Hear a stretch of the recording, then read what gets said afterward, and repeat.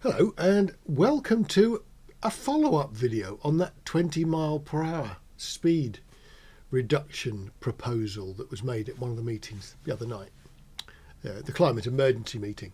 I hadn't really expected this, but that's actually had the most comments on YouTube of any of the videos we've done. So it certainly seems to be a subject that's sort of polarised. People are either for it or against it.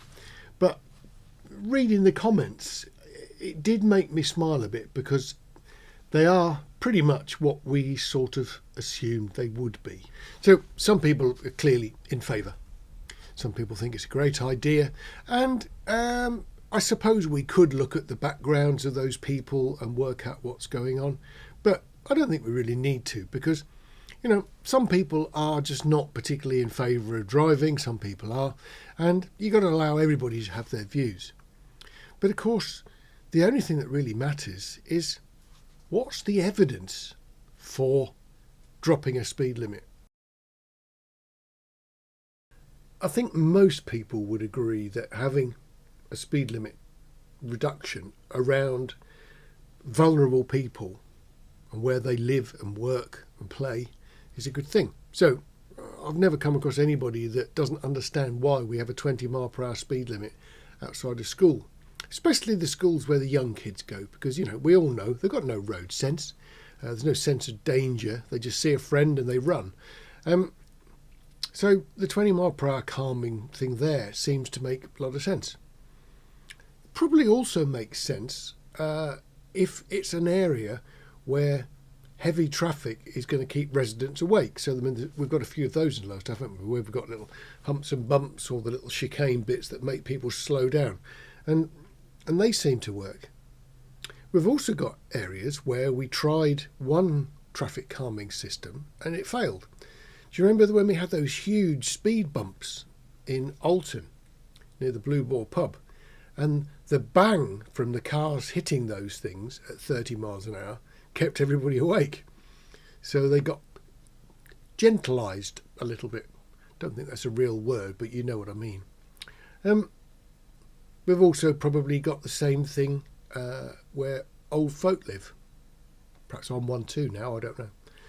But realistically, if you can't cross the road at a normal speed, then they're going to put an island in the middle to give you a bit of a refuge, or they're going to put a 20 mph speed limit in to slow everybody down. I mean, that I think makes perfect sense to everybody. To my mind, what doesn't make perfect sense at all is a blanket 20 mph reduction. And that's where those claims got a bit adrift the other day. Some of the stuff that group are relying on makes no sense. On the surface, oh yeah, of course it does. You know, reduce the speed, you'll reduce the accidents and you'll save lives.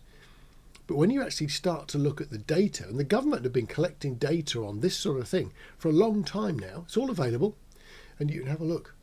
But the comments that people made on YouTube, some of them were really, really good. I thought we ought to have a look at some of the comments and just chat them through, see if we agree or disagree. Some of the comments, you know, I don't think they're made in ultra seriousness, but maybe some people are paranoid enough to believe them. I mean, the reason they're doing this is to make driving so unpleasant that people don't bother. That gets them to their desired goal of no private car ownership. Well, there's no evidence that I can see that the government want no cars. I mean, that's completely silly. But the follow-up comment is worth looking at. What absolute tosh. Stop getting your views off Facebook and right-wing troll bots and start reading actual scientific papers on traffic management. That's a good thing to say. 20 mph limits have their place. Local village core patch on the A82 has a 20 mph limit. Makes crossing the road a hell of a lot safer and turning around to drive back the safer. Well, don't quite get that bit. Should it be everywhere? No. Should it be in town and village centres? Yes, along with traffic calming, narrower roads and limiting street parking for non-residents or their guests.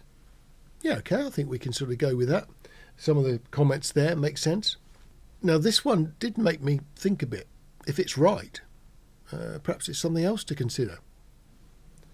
Driving through Wales at 20 miles per hour, I suddenly realised that my mind had been wandering and not paying attention to the road.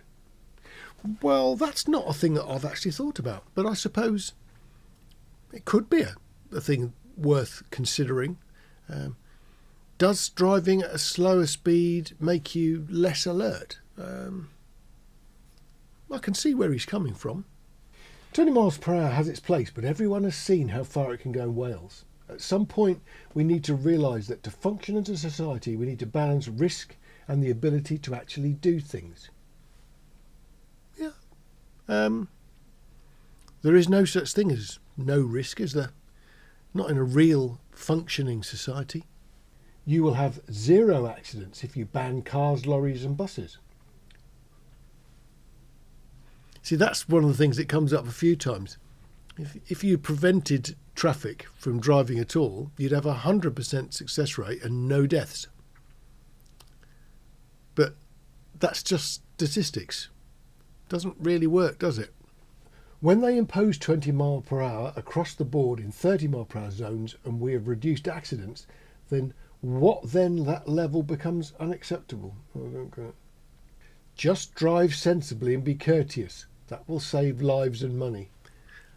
And that I totally agree with. More pollution, not less. We have it in Wales and it's a joke.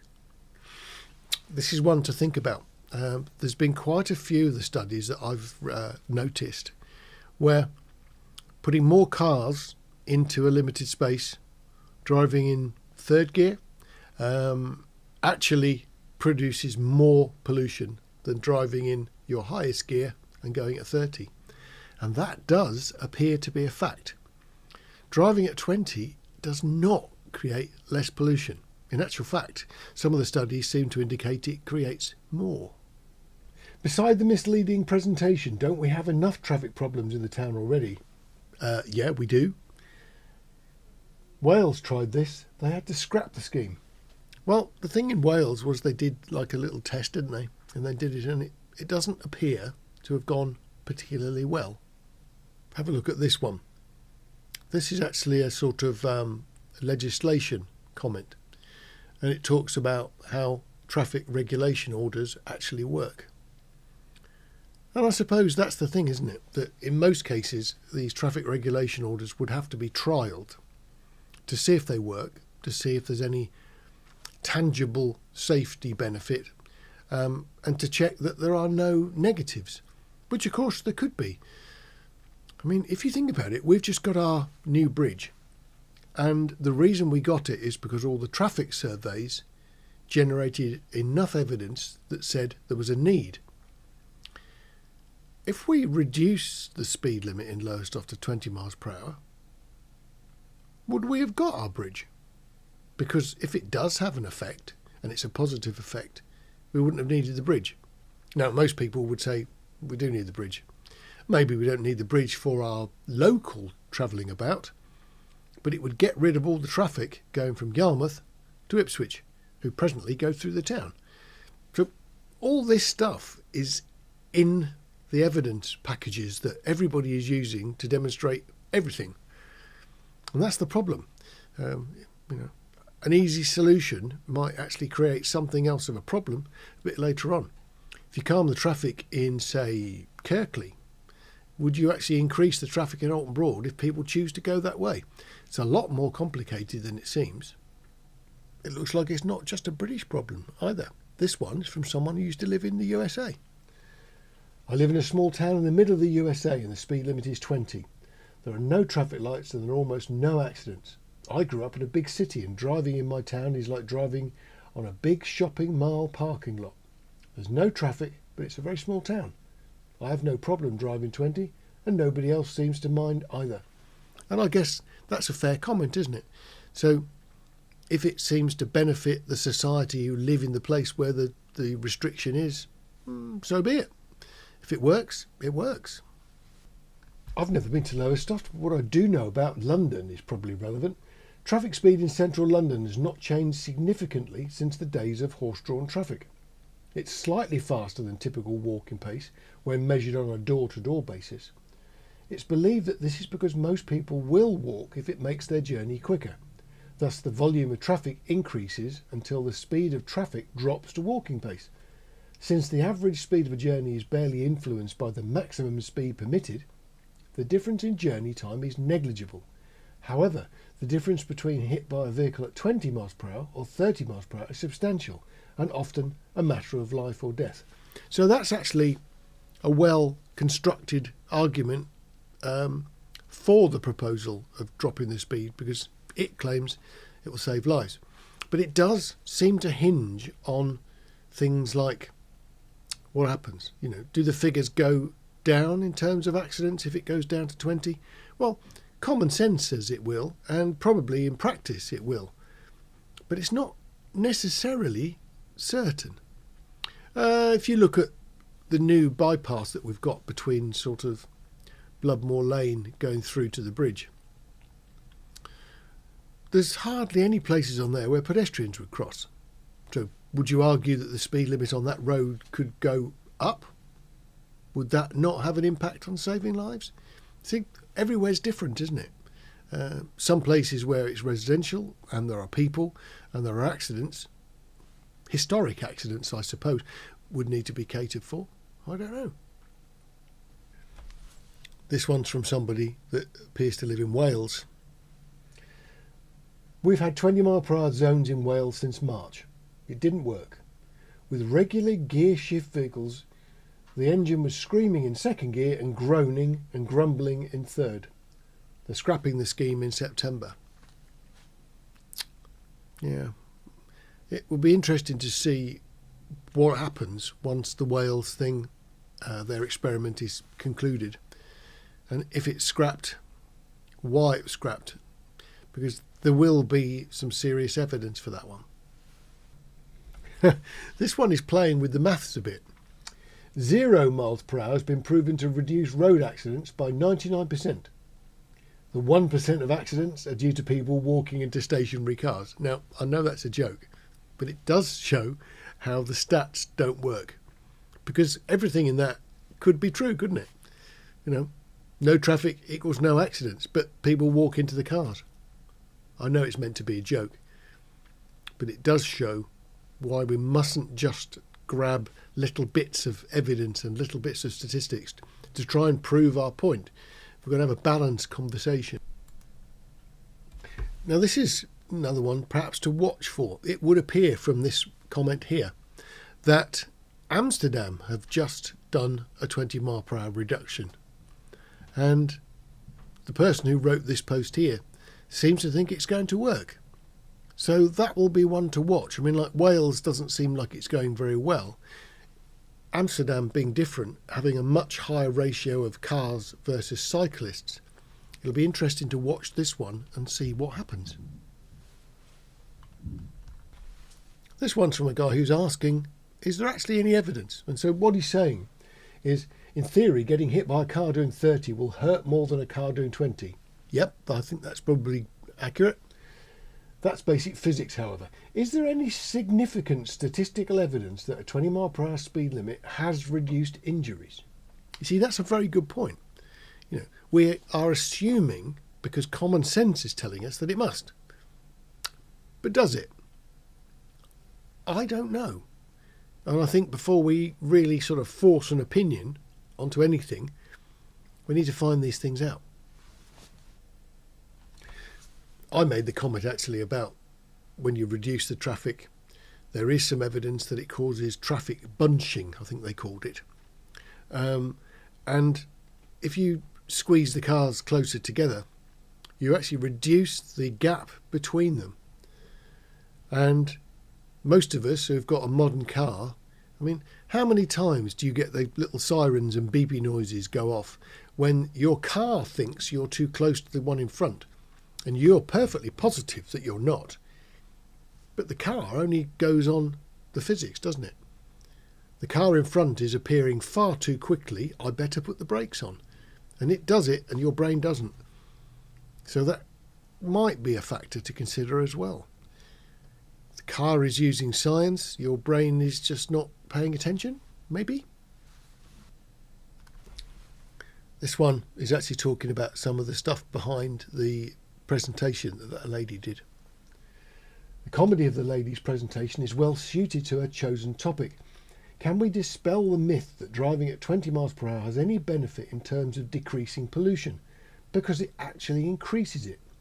Vehicle engines are not optimised for driving constantly at 20 miles per hour and will produce more emissions per mile than driving at the most optimum speed, which is between 40 and 60 miles per hour.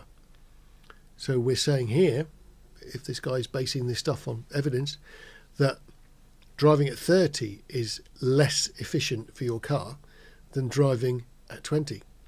And there is a bit of data to back that, because remember, when we talk about how good cars are at miles per gallon, we always measure it at 56, because 56 was the speed that was worked out a few years back as being the most economical speed.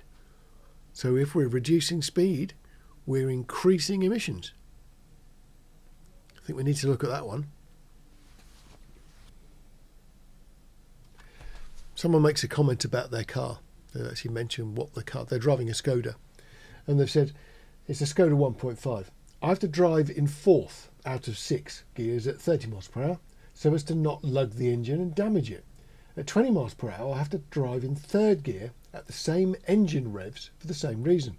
Therefore it takes me 50% longer to travel the same distance at 20 at the same engine speed as 30, and consequently I'll be adding 50% more pollution to the atmosphere with no change in the noise pollution that I create.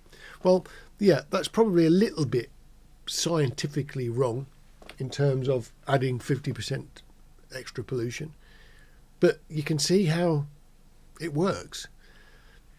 Driving slower doesn't necessarily mean driving more economic or driving more efficiently. So maybe we should study the actual pollution levels. I mean, presumably when they moan and groan about pollution in London, most of that pollution in London is generated by cars driving slowly, and they've decided that that's not acceptable and we all have to pay a penalty for it. This bit actually made me smile. How about people just pay attention? You know, that's probably one of the more important parts, isn't it? You know, we could reduce accidents if we paid attention. Yeah, we really could. Another comment from someone in Amsterdam. So obviously this is being read fairly sort of widespread. So we're not alone in what we're being asked to do. The thing that worried me was, and it has been commented on a few times, is that the council did seem to give the impression to that lady that we were in favour, and I'm not sure that we should be. I certainly don't think we should just dismiss it, but I do think that if we're going to put the weight of Lowestoft Town Council behind promoting it, then the councillors need to spend some time checking the evidence, and maybe that's not a thing that they can do themselves. Maybe they need some guidance from the officers. But realistically, you know, if you're going to hang your coat on that peg, you want to make sure the peg is on the right side of the door. And I'm not certain the evidence from that group is solid enough. A lot of it is a bit scaremongery and plays on our sort of, oh, you know, we don't want to hurt the old people and the kids, which of course we don't. But that's not really a good way to formulate supporting or not a plan. So I just thought I'd put that in today. It's got nothing to do with the behaviour of our council. Hopefully that'll go back to being better than it was in the last meeting, where it was pretty terrible, but let's move on. I think that this could be a thing that the council want to get behind and put their point across to the relevant authorities who might be the people who would consider it. I sincerely hope from my own point of view that it dies a death and does not get promoted, because I think it's seriously flawed, as do most of the people who have actually replied to the YouTube comments. So have a look, see what you think. Maybe you think it's good or bad. Let me know. Put some comments in the videos. Look after yourselves. Take care.